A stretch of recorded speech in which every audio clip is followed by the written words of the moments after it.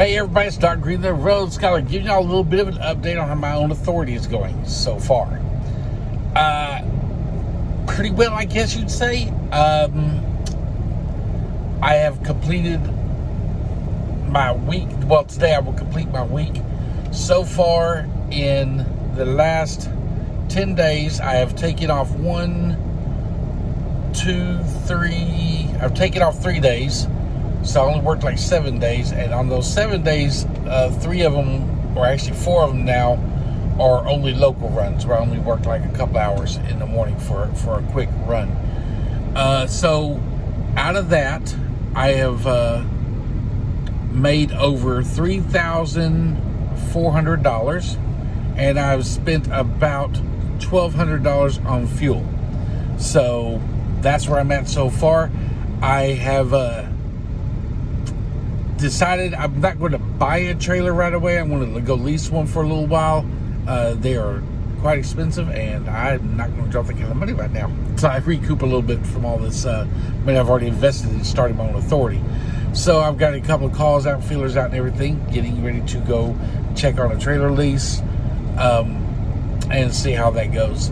And next week we should be bringing in a little bit more money. What I made the last 10 days, I should be able to make it about 4 days next week by having my own container. So my advice, if you're going to get into this, is 1, make sure that you have a trailer to run with instead of doing power only.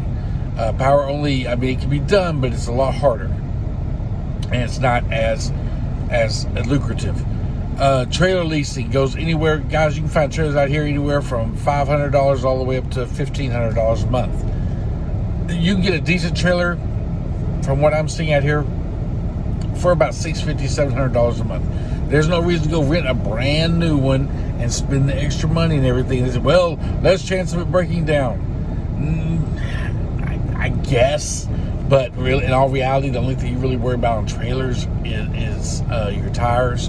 And I mean, the only things on there is tires and brake chambers and airlines. I mean, really, what all could go wrong with it? I mean, get in there, check it out, make sure the floor's okay, the roof's okay, close the doors, make sure there's no leaks or anything like that. You can't see the sunlight coming in or any light coming in. Other than that, I'm not going to spend an extra, $300 to $500 a month on a trailer that I can get one for about $650, $700 a month for. So that's what I'm doing. At least that's going right here in Texas. So that's what I'm doing here in Texas. My IFTA stickers still have not come in yet. It's supposed to be here yesterday or today, so hopefully they get here today, because if not, they probably won't be here till Tuesday of next week. And I would really like to have my stickers in by the time I get my lease trailer, because I'd love to be able to start doing a little bit further runs. Not much further, like Oklahoma, Louisiana, things like that. It just adds on to the capability of the truck and the availability of runs that are out here. Guys, still having a hard problem finding brokers that work. Now, I know a lot of you guys are going to say, oh, there's a lot of smaller brokers that work with you. My problem with smaller brokers is the same problem that big companies have with us when we're new.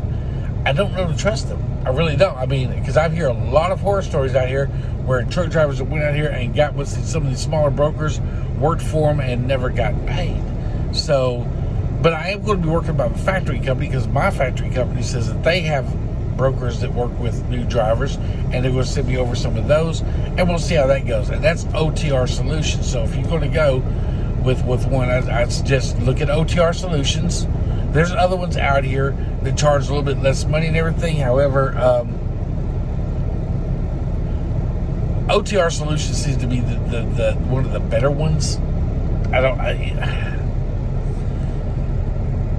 Again, I want to make sure that I don't have it comes back on me that I have to pay for something if they can't collect or anything. So I only go with the brokers that they approve of and everything. And if you go with some of the other ones, they try to factor it out and they don't get paid. They may come back to request you get the money back. So I'm getting that I forget what it's called. It's called non-reprisal or something type of broker. So that's one of the reasons I went with the OTR. But okay.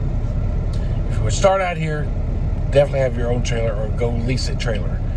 Guys, it takes a couple of weeks to get your IFTA stickers back. So don't be so quick to jump, especially if you're in a smaller state. don't be so quick to jump out and go, yep, I'm on my own. I quit my company. I got my own authority, and I'm ready to got my insurance in place, and my brokers say I'm ready, so I'm going. And then you find out you apply for your IFTA stickers and find out they don't come in for a couple of weeks. I'm in Texas. It doesn't matter if I come in a couple of weeks or not. I can make as much money running in the state of Texas and never leaving the state as I can going across country, OTR. The only reason I want my IFTA stickers is that I do want to be able to have that ability. If I choose to take a longer load, I can. Like, I'll be able to go see a friend of mine that I got out in Florida, or another friend of mine I got up in Baltimore or something. If I want to, I can hook on a load and go on. You know, I may want to go to Oklahoma for, I may want to get out of Texas. So that's just I got my IFTA. But I guarantee probably most of my, 90% of my runs are going to be in the state of Texas, from what I'm seeing. It just doesn't really look to any benefit to me to leave. I mean, we're getting paid above average than other states and everything, than the longer runs. So, yeah, I don't see any reason to go after the longer runs when I can make pretty good, decent money here. And we have plenty of freight, plenty of runs and everything. So, that's what I'm looking at. Some of you guys are from other places and everything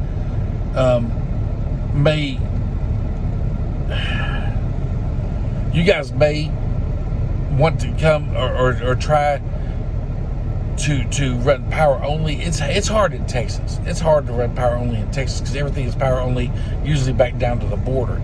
In your other states, I really don't know how. I've been looking at some other power only lanes and everything in other states, and it's rough. It's rough out here trying to make a living power only. I mean, it can be done.